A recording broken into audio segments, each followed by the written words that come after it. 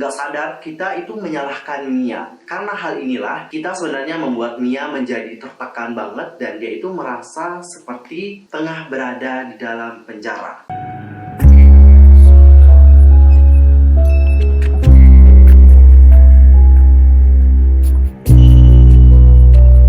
Annyeonghaseyo 친구들, Yusra Kim입니다. Welcome back to my channel. Gimana kabar kalian hari ini? Pastinya baik-baik aja kan? So, untuk menutup minggu for Girls Time, aku akan membahas teori dari Everglow yang You're so dan.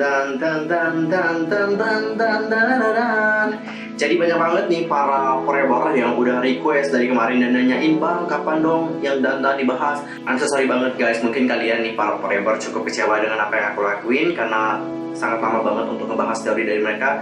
I'm so sorry banget karena aku emang duluin mana yang menang dalam vote. Jadi untuk ikutin vote yang aku diadain pastinya di Instagramku ya, di @yusrakim. Nah, tanpa basa-basi lagi, ayo deh kita langsung mulai pembahasannya. Tapi aku mau minta bantuan dulu nih sama para forever. Kan para forever ini salah satu fandom yang kalau aku bilang sih sangat baik hati banget ya. Masa sih untuk subscribe aja masih pelit? Yuk bantu perkembangan channel aku dengan cara subscribe, like, and comment, serta follow juga Instagramku di @yusrakim. Thank you so much.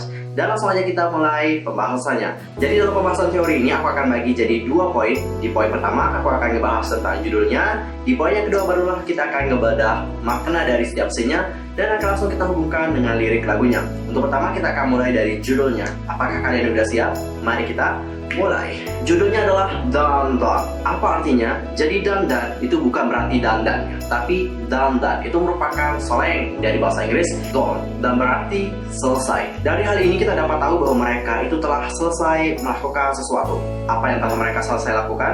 Hal tersebut itu sudah tertuang dengan jelas dari lirik yang mereka nyanyikan. Jadi lagu Dandan itu menceritakan tentang Everglow yang telah berhasil memikat hati banyak orang dengan karisma dan karya yang dimiliki. Sampai di sini udah paham? Dan kita akan lanjut ke poin yang kedua, yaitu membedah makna dari setiap scene-nya dan akan langsung kita hubungkan dengan lirik lagunya. Dan untuk pertama nih kita akan mulai dulu dari latar tempat yang mereka gunakan. Jadi berbeda banget nih dengan Adios yang lebih menggunakan latar yang terlihat sangat gersang dan kering. Di Dandan mereka menggunakan tempat bernuansakan salju. Kalian pasti tahu bahwa tempat dalam pembuatan musik videonya terlihat seperti berada di Antartika. Hal itu dibuktikan dengan bongkahan salju yang besar. And next kita ke bagian berikutnya. Jadi nih masing-masing member akan mempunyai scene. Untuk pertama kita akan mulai dari Sihyun. Kalau kalian perhatikan nih, Sihyun itu tengah berada di sebuah tempat dengan latar bongkahan batu yang membentuk sebuah bukit. Di atasnya terdapat matahari yang akan tenggelam. Hal itu dibuktikan dengan nuansa cahaya yang diberikan, yaitu kuning kemerah-merahan layaknya sunset. Setelah itu tempat tersebut akan dihujani oleh meteor yang jatuh. So, apa makna di bagian Sihyun? Untuk pertama kita akan bahas dulu tentang sunsetnya. Jadi, warna yang ditimbulkan akibat sunset itu adalah kuning kemerah-merahan dan akan menuju warna pink. Hal tersebut itu sebenarnya merepresentasikan tentang perasaan cinta. Lalu nantinya ada hujan meteor. Jadi, hujan meteor itu juga sering disebut sebagai hujan bintang. Apa sih yang dimaksud dengan hujan meteor ini? Jadi, hujan meteor itu adalah fenomena alam yang terjadi ketika sejumlah meteor itu bersinar pada langit malam. Meteor atau bintang itu ibarat Everglow yang selalu bersinar di langit malam dan memberikan cinta kepada para forever. Sampai di sini udah paham dengan bagiannya Sihyun, dan kita akan lanjut ke member berikutnya yaitu Ahsha. Jadi Ahsha itu berada di sebuah tempat dengan berbagai properti yang terbuat dari besi yang ditemani oleh para wanita berpakaian hitam. Maka di bagian Ahsha itu cukup simple banget. Jadi apa yang terjadi dan properti yang berada di musik video ini itu mendukung tentang dirinya yang selalu menampilkan tentang image yang girl crush. Wanita yang berpakaian hitam itu ibarat forever yang selalu menjaga Ahsha dari serangan para haters. Yang mana nih serangan dari para haters itu mungkin akan membuat dirinya menjadi minder dan nggak percaya diri untuk terus menampilkan karismanya. Kalian masih ingat nggak apa makna dari nama panggung Ahsha? Jadi nama dari Ahsha itu berasal dari bahasa Korea yaitu Asia. Jadi namanya ini merepresentasikan tentang tujuannya yang menjadi seorang idol untuk menarik perhatian dari laki-laki Asia dengan kemampuan rap yang dimiliki. Inilah kenapa ia terus memperlihatkan sisi girl crush-nya layaknya rapper-rapper wanita lainnya. Yang mana sisi girl crush-nya ini sangat menggoda banget dan sangat berkarisma banget, sehingga kita juga para laki-laki cukup tertarik dengan dia.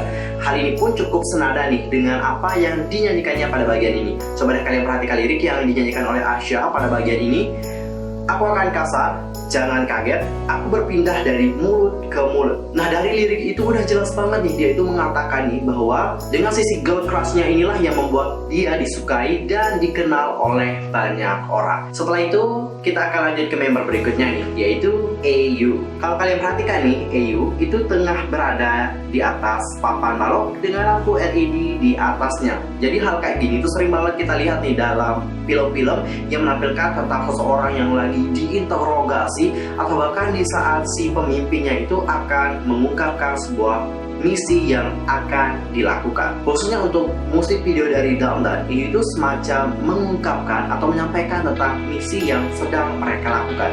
Apa yang diungkapkan oleh IU itu sudah tertuang dengan jelas dari lirik yang dia nyanyikan. Coba deh kalian perhatikan liriknya. Ini sedikit berbeda dari apa yang aku lihat. Sangat kuat. Tunggu sebentar, balikan bomnya. Dengan elegan, aku tidak akan berhenti sekarang. Tidak bisa berhenti. Dari lirik tersebut, si EU itu menyampaikan nih bahwa para penikmat musik atau kalian itu sangat sulit banget untuk ditaklukkan. Dikarenakan dia sebagai seorang leader, ia akan mengajak yang lain nih untuk enggak menyerah dan akan terus melangkah dengan penuh percaya diri. Inilah kenapa nih di bagian C miliknya, yaitu akan terus berjalan dengan penuh percaya diri dan senyum manisnya. Sampai di sini udah paham kan dengan apa makna di bagian EU? Dan kita akan lanjut ke member berikutnya, yaitu Wang Iren. Iren itu akan terus terbang ke langit nih, dan nantinya dia akan memegang sebuah batu permata. Jadi makna di bagian Iren itu sudah cukup jelas banget. Kalian pasti tahu nih bahwa Iren merupakan visual dari Everglow, dan visual dari Iren itu udah nggak perlu diragukan lagi, sangat cantik banget dan dia terlihat seperti seorang bidadari. Dirinya yang terus terbang ke langit itu merepresentasikan tentang dirinya yang terus bersinar sebagai visual di Everglow layaknya seorang bidadari. Batu permata yang dipegangnya itu mengibaratkan tentang dirinya yang mewah dan juga elegan. And the next kita ke member berikutnya, yaitu Onda. Onda akan memegang sebuah arloji nih. Arloji yang dipegang oleh Onda itu memiliki tentang waktu. Dan jangan lupa juga dengan koreografi mereka yang pas saat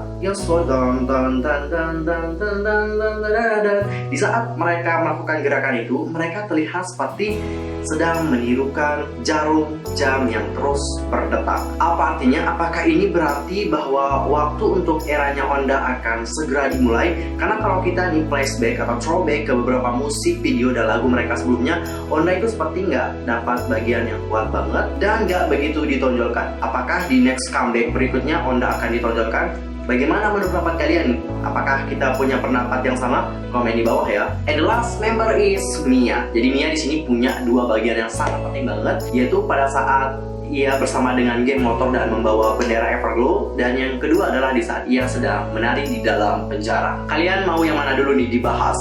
Kita mulai dari di saat dia bersama dengan geng motor aja ya. Jadi nih Mia yang membawa bendera bersama dengan geng motor, maknanya cukup simpel banget guys. Jadi kita tahu bahwa Mia emang bukanlah leader di Everglow, tapi dia punya peran yang sangat penting banget nih, yaitu membuat Everglow berjaya dengan kemampuan yang dimiliki. Kita emang tahu bahwa member-member yang lain itu juga hebat banget, punya bakat yang sangat mengagumkan, tapi pasti ada alasan tersendiri mengapa Mia lah yang ditunjuk dan lebih ditonjolkan. Bagian dari bendera yang dibawa oleh Mia itu juga bisa mempunyai arti tentang kebebasan dari Mia. Kalian pasti tahu nih bahwa ada suatu adegan di mana ia itu tengah menari di sebuah penjara. Jadi jeruji besi yang mengelilinginya itu ibarat sebuah penjara. Apa makna di bagian ini? Di bagian ini Mia itu kayak ingin memberitahukan kepada kalian semua, meskipun dia emang sering mendapatkan bagian yang sangat banyak banget, sehingga banyak banget dari kita nih sebagai pencinta Everglow itu sangat merasa nggak adil banget dan nggak sadar kita itu menyalahkan Mia. Karena hal inilah kita sebenarnya membuat Mia menjadi tertekan banget dan dia itu merasa seperti tengah berada di dalam penjara. Dan penjara tersebut adalah penjara yang diciptakan oleh para haters sendiri yang selalu menyalahkan Mia karena dia selalu mendapatkan bagian yang sangat banyak ketimbang member yang lain. Namun meskipun demikian nih, Mia itu nggak dapat berbuat apa-apa. Meskipun dia mungkin merasa seperti terkurung dan terkekang, yang hanya dapat dia lakukan adalah terus menari dan menampilkan senyumannya. Dan di saat kan ia mengibarkan bendera Everglow dan membawanya, itu berarti bahwa Mia sekarang telah bebas. Apakah ini berarti bahwa eranya Mia itu telah usai dan di next comeback akan ada era untuk member-member yang lain. Kita nantikan ya bagaimana kisah selengkapnya. Well done guys, itu adalah teori dari Everglow yang dan. Bagaimana nih menurut pendapat kalian? Apakah ada yang udah mecahin dan pendapat kita sama? Tulis komentar kalian di bawah ya. I'm Yusuf Kimamet, aku mohon maaf banget kalau ada kesalahan yang tadi sengaja. See you next time, goodbye.